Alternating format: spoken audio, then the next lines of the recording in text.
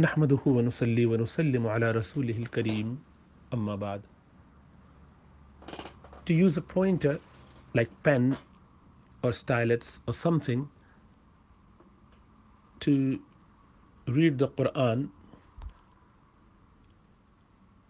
and some people have this habit, a pencil or pen, they would just go with maybe even from the back of it just to identify where they are. They find it useful for their recitation and keeping the track. Now, in principle, there's no harm with that, like it's not haram to do so, but it has not been the practice of the righteous people. It is not something that you would find people doing. It is rather unseen or unheard of among the ulama, among the ahlullah, among the shuyukhs. So they would normally use their finger, and we've seen that in our even elderly family members. You would see that in the masajid. The reason for that is the purity that you get through wudu is just so much more robust and perhaps more supportive of the fact that لا يمسه إلا المطهرون, only the most purified touch it. So when you have done your wudu and you're using your finger, especially the right finger, I have been corrected by my teachers as a young student when I was doing my initial studies, and they would suggest to do it with the right hand, and you'll be blessed because everything must be done. All the good deeds should be done through your right hand, as the Sunnah of Rasulullah sallallahu alaihi wasallam.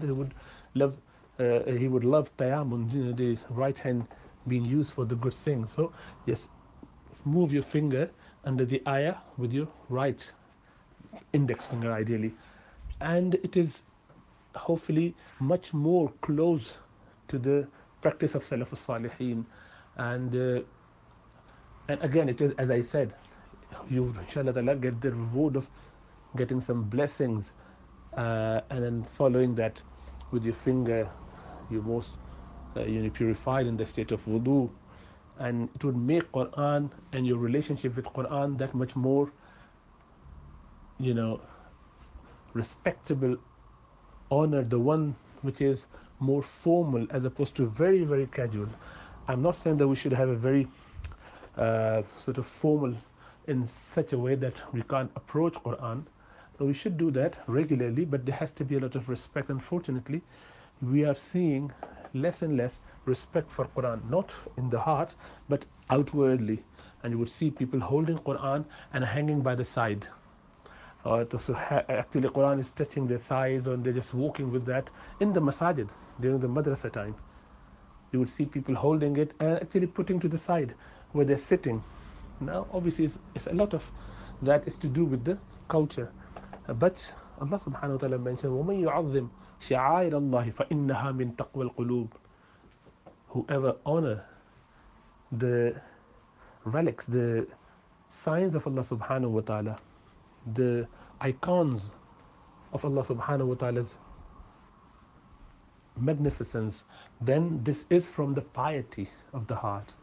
So we must have that much honor and respect for the book of Allah subhanahu wa ta'ala. So if you ask, is it permissible? So the question is yes. Generally it's mubah, but this is not tashabbuh. Is it advisable? To my dear friends, those who would have some sort of understanding of how we try to stick to the orthodoxy, maybe a bit too much for the modern people, and they might want to have a little bit more leeway in certain things, but even then we would try to cling and stay stuck to the mainstream Ahl-Sunnah wal Jama'ah way, so as to keep it preserved and pass and impart it to the next generation, rather than finding ways to dilute or blur the boundaries. So I would highly encourage people to use their fingers, inshallah ta'ala, and point, and that would inshallah ta'ala be a lot more blessed. I hope inshallah ta'ala it clarifies what I wanted to say.